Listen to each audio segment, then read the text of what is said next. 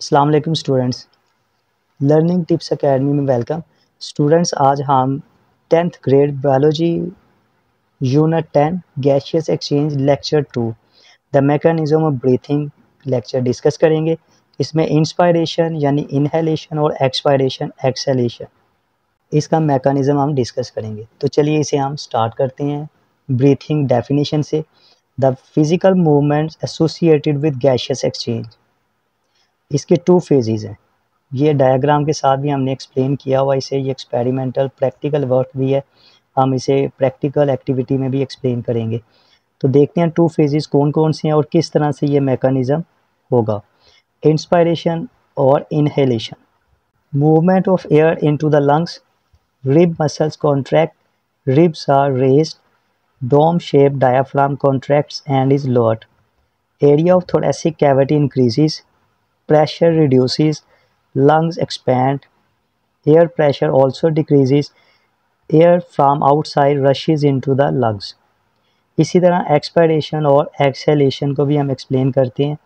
Movement of air out of the body from lungs, impure air expelled out, ribs come to their original position, diaphragm relax, so raised dome shape, volume or area of thoracic cavity decreases, pressure increases, lungs contract and air moves outside। तो ये students inspiration and expiration में difference भी आ जाता है, तो इसको आप इसी तरह डिफ्रेंशिएट भी कर सकती हैं पॉइंट वाइज।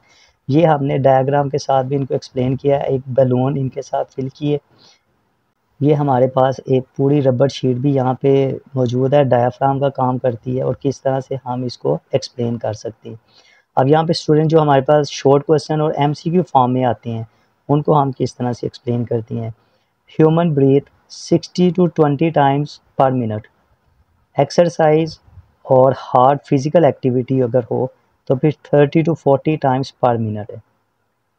ये एमसीक्यू में भी आते हैं, शॉर्ट में भी पूछ सकते हैं, इसे हम लिख सकते हैं यहाँ पे।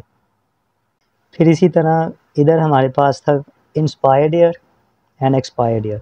Amount of oxygen inspired air में 21% है और एक्सपायर्ड है 16%।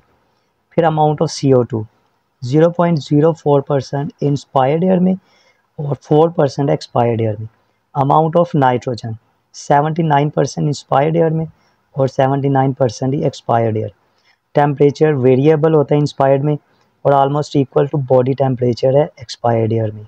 और स्टूडेंट नॉर्मल जो ह्यूमन बॉडी टेम्परेचर है वो होता है 37 डिग्री सेल्सियस। हम यहाँ पे इसे लिख देते हैं 37 डिग्री सेल्सियस।